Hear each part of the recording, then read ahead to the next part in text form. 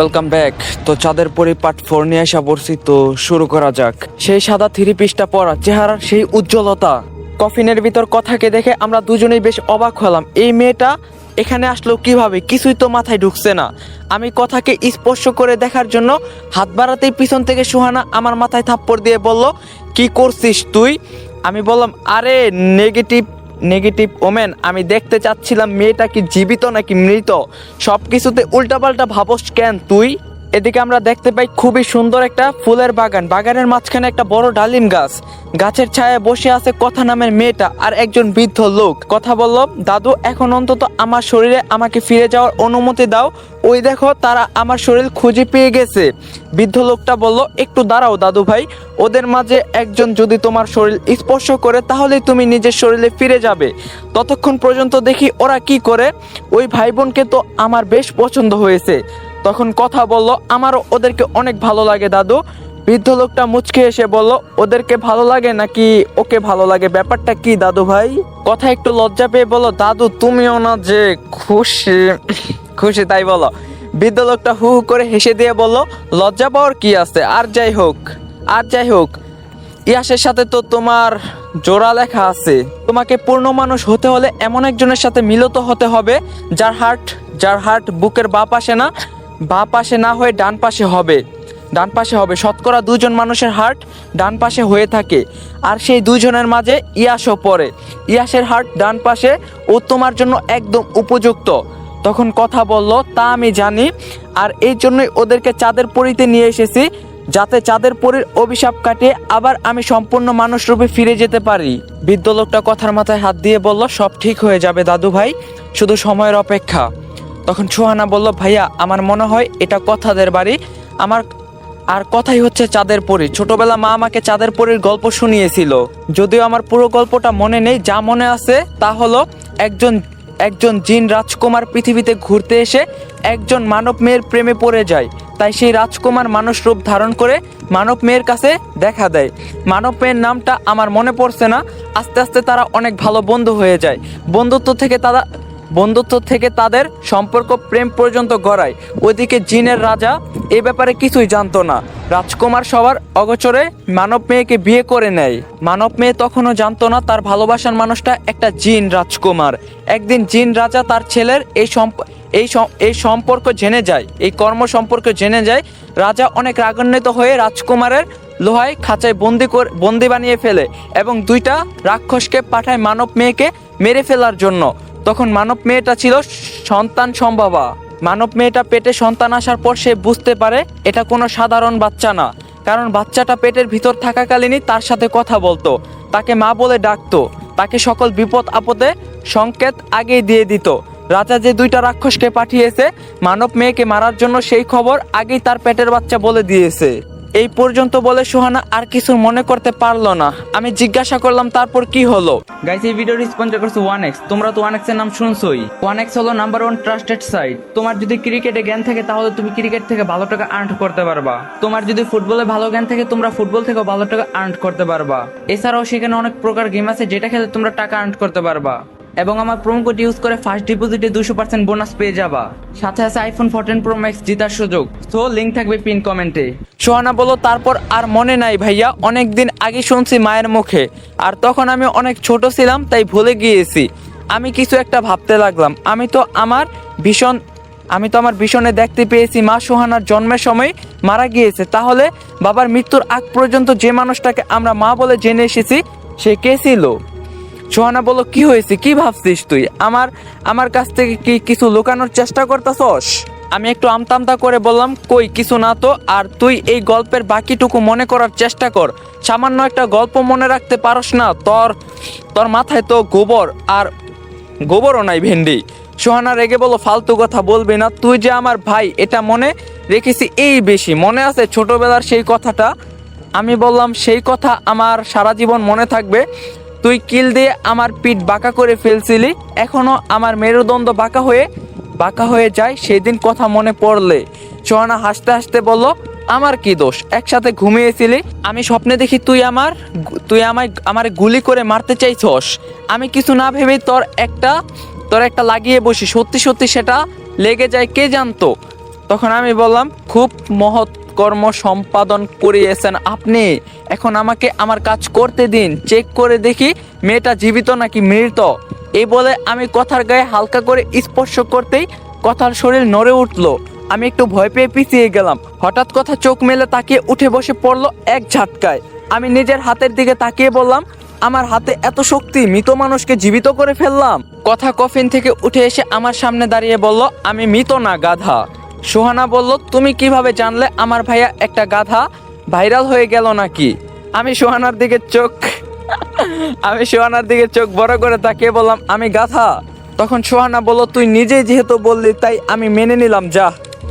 তখন আমি বললাম, চুপ থাক বেন্ডি। তাকিয়ে দেখলাম কথা মিটিমিটি হাসছে আমাদের ঝগড়া দেখে। তখন আমি বললাম, এই আপনি হাসছেন কেন? সেদিন আমাদের দুজনকে কি খাইয়ে বেহুশ করে তারপর উধাও হয়ে গিয়েছিলেন, কে আপনি, সত্যি করে বলেন। তখন কথা বলল, আমি তোমাকে সত্য দেখানোর জন্যই ওই খাবার খাইয়েছিলাম। আশা করি অনেক কিছু জানতে পেরেছো। আমি সোহানার দিকে তাকিয়ে দেখলাম ও জিজ্ঞাসা সুলভ দৃষ্টিতে আমার দিকে তাকিয়ে আছে। আমি আমতা করে বললাম, না, তেমন কিছু জানতে পারিনি। আপনি কে সেটা আগে বলেন। এতটুকু বুঝেছি আপনি আমাদের মতো সাধারণ কোনো মানুষ না। কথা হেঁটে গিয়ে জুজুকে কোলে নিয়ে আদর করতে করতে বলল, আমি চাঁদের পরি, এই বাড়িতেই আমি থাকি, তবে সব সময় না। তখন আমি বললাম, তার মানে আপনি আমাদেরকে এই বাড়িতে নিয়ে এসেছেন, তাই না? প্রথম যেদিন আপনার সাথে ধাক্কা লাগলো ভুলবশত, সেদিনই আমি এই বাড়িটা দেখতে পেয়েছিলাম। আপনি তাহলে আমাকে এই বাড়িটা দেখিয়েছিলেন। কথা কোনো উত্তর না দিয়ে সিঁড়ি বেয়ে নিচে নামতে লাগলো জুজুকে নিয়ে। আমি বললাম, সোহানা চল আমরাও নিচে নামি, ওর সাথে দেখি ও কোথায় যায়। দুজনের দিকে হাঁ করে তাকিয়ে আছি, কারণ আমরা যেদিক দিয়ে প্রবেশ করছিলাম বাসায়, সেখানে এখন দরজা আছে। কথা সেই দরজা খুলে হেঁটে বের হয়ে যাচ্ছে। আমিও খুশি হয়ে তাড়াতাড়ি দৌড়ে ঘর থেকে বের হয়ে গেলাম। অবশেষে আমরা চাঁদের পরি থেকে বের হলাম। তখন কথা বলল, আবার ফিরে আসতে হবে এখানে। এখন বের হয়ে গেলাম, কারণ রাতে এই বাসায় একটা শানসুন পরিণত হয়। রাতের বেলা এখানে থাকা মানে মৃত্যু। তাই রাত হওয়ার আগেই তোমাদের বের করে আনলাম, আবার সকালে আসতে হবে। এদিকে দেখা যাচ্ছে বাড়ির ভিতর থেকে একটা কালো ছায়াটার আগে গড়গড় করতে করতে জানালা দিয়ে তাকিয়ে আছে ওদের চলে যাওয়ার দিকে।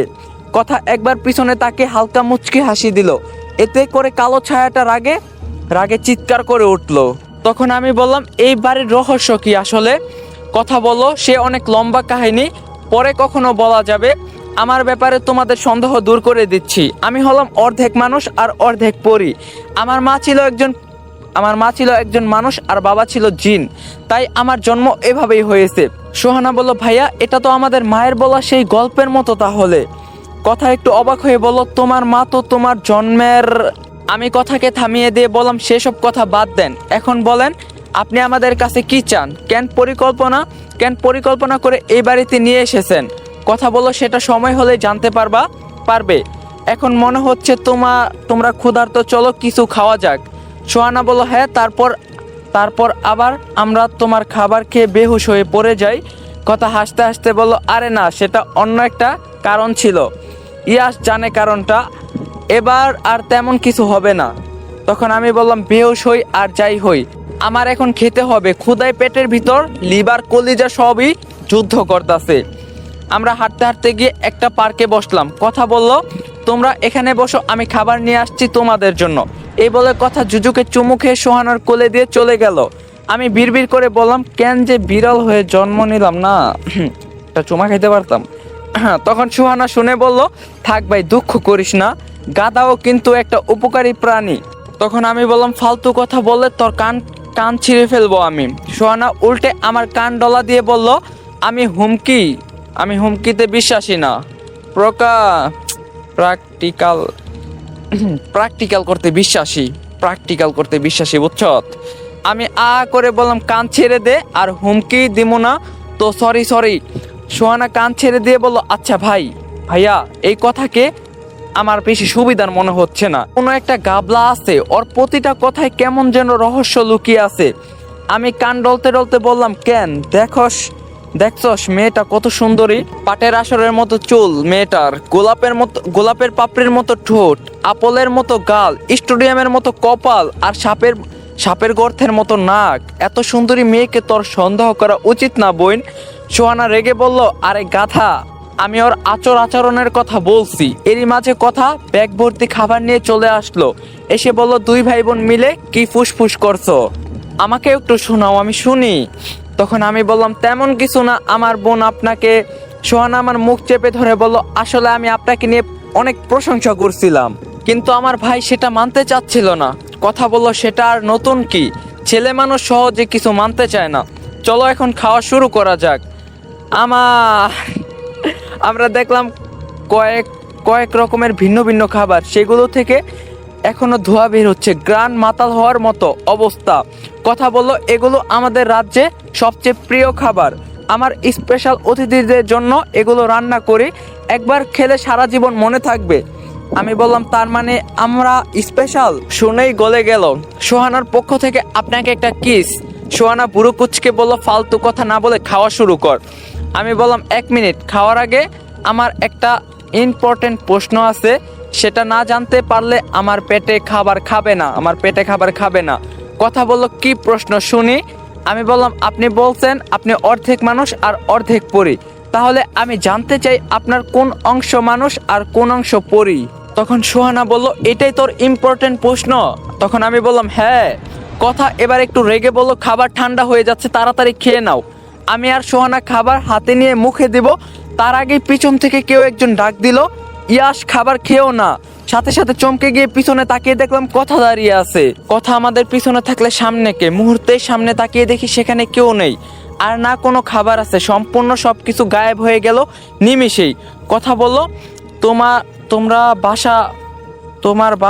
তোমরা বসো, আমি দেখে আসি ও কে ছিল আর কি উদ্দেশ্য এখানে এসেছিল আমার রূপ ধারণ করে। এই বলে কথা বাতাসের গতিতে ছুটে চলে গেল। আমরা দুজনে এখনো হা করে তাকিয়ে আছি। সোহানা বলল, ভাইয়া এটা কি হলো? আমি বললাম, ভেন্ডি, একই প্রশ্ন আমার, এটা কি হলো? সোহানা আমার চুল টান দিয়ে ধরে বলল, আজকেই তোকে লাস্ট ওয়ার্নিং দিতাছি গাধার বাচ্চা, আরেকবার যদি আমারে ভেন্ডি কষ তাইলে তোর একদিন আর আমার যে কয়দিন লাগে। আমি বললাম, চুল স্যার, ব্যথা লাগতেছে তো। আচ্ছা আর বলবো না, চুল স্যার বলছি। সোহানা চুল ছেড়ে মাথায় হাত বুলিয়ে চুলগুলো ঠিক করে দিয়ে বলল, আচ্ছা ভাইয়া, আমি যদি মারা যাই তাহলে তুই কি কষ্ট পাবি? আমি এক মুহূর্তের জন্য থমকে গেলাম, ধমক দিয়ে বললাম, এসব কি কথা? তুই মরে গেলে আমি ভেন্ডি বলে কাকে খেপাবো? এমন কথা আর মুখেও আনবি না। তখন সোহানা বলল, ইয়াস, তুই ভালো হবি না তাই না? আচ্ছা শোন, আমি যদি মারা যাই তাহলে তুই একটু কাঁদবি না, আমি তোর হাসি মুখটা দেখে মরতে চাই, তোর মুখের হাসিটাই মানাই, বুঝছস? আমি বললাম, এসব কথার বলার মানে কি? চুপ কর তুই, আরো কত স্বপ্ন বাকি আমাদের। একটা ঢেঁড়সের মতো ছেলে খুঁজে তোকে বিয়ে দিব, তোর বিয়েতে আমি লুঙ্গি ডান্স করব, তোর কিউট কিউট 2টা ননদ থাকবে, তারা দুজন আমাকে পাওয়ার জন্য ঝগড়া করবে। আরো কত স্বপ্ন, আর তুই কিনা এখনই মরে যাবি। আমার স্বপ্ন পূরণ হওয়ার আগে মরার কথা বললে তোর হাড্ডি গুড্ডি ভেঙে দিব একদম।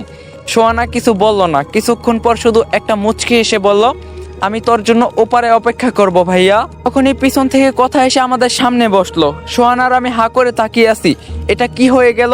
আমাদের চোখে প্রশ্ন দেখে কথা বলল, আগেই বলছি সব কিছুকে সত্য বলে মেনে নিও না, ওই খাবারগুলো যদি খেতে তাহলে সাথে সাথে তোমরা মারা যেতে, আমি সময় মতো না আসলে এতক্ষণে পরপারে চলে যেতে। তখন আমি বললাম, আপনি যদি কথা হন তাহলে সে কে ছিল, আর কেনই বা আমাদের মারতে চায়? আমাদের অপরাধ কি? কথা বলল, অপরাধী মরে না, তারা তো বুক ফুলিয়ে পৃথিবীর মাটিতে ঘুরে বেড়াচ্ছে, মরে তো শুধু সাধারণ আর নির্দোষ মানুষগুলো।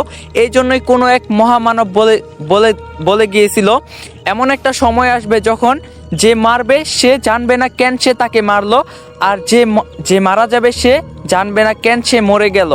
আমি যেহেতু অর্ধেক মানুষ আর অর্ধেক পরী, তাই আমার পরবর্তী চন্দ্রগ্রহণের রাতে যে কোনো একটা বেছে নিতে হবে, হয় আমি পুরোপুরি মানুষ হব, না হয় আমি পুরোপুরি পরী হয়ে যাব।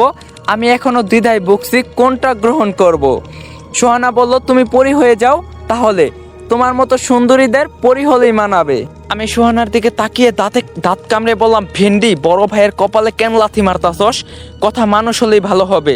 কথা হাসতে হাসতে ব্যাগ থেকে খাবার বের করলো। এবার খাবার হাতে নেওয়ার আগে আশেপাশে পিছনে সামনে ভালো করে তাকিয়ে নিলাম, অন্য কোনো কথা আবার এসে বলবে নাকি খেও না।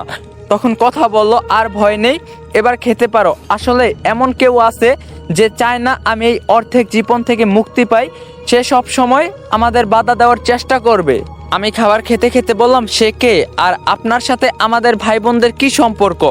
আপনারা মানুষ বা পরি হওয়ার জন্য, আপনার মানুষ বা পরি হওয়ার জন্য আমরা দায়ী নাকি? আমাদেরকে কেন মারতে চান? সুহানা বলল, ভাইয়া এটা কেমন কথা? তুই না কথাকে পছন্দ করস, ওর জন্য না হয় তুই দুই একবার নিজের জীবন দিলি, তাতে তাতে আর এমন কি?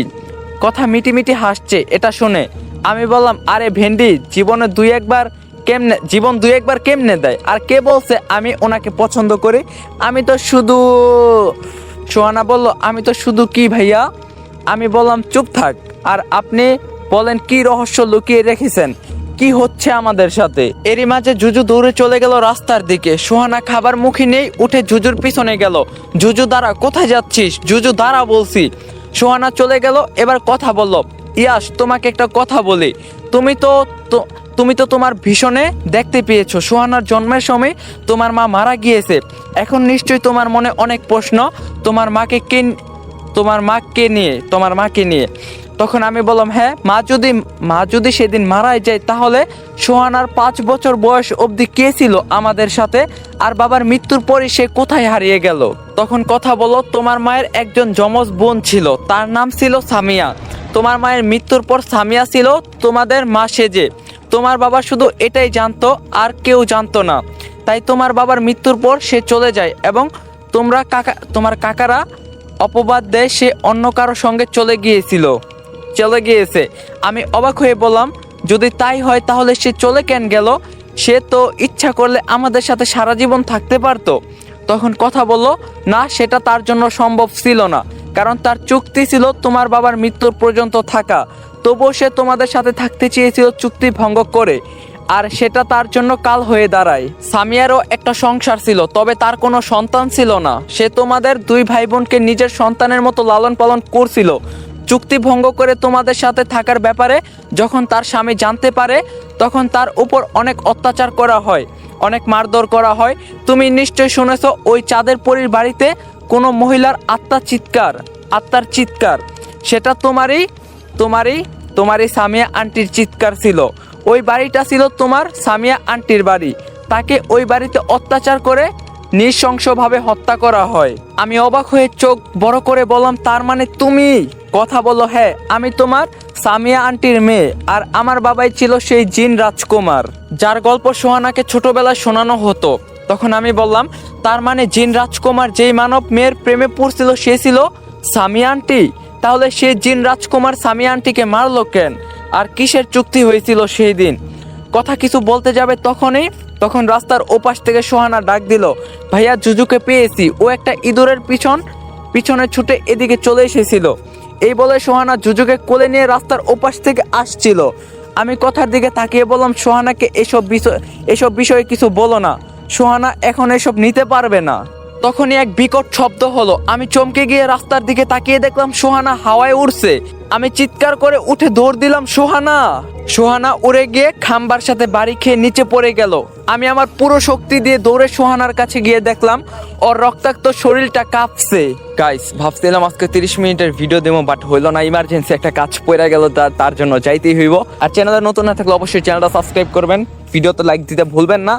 দেখা হইব নেক্সট পার্ট 5-এ।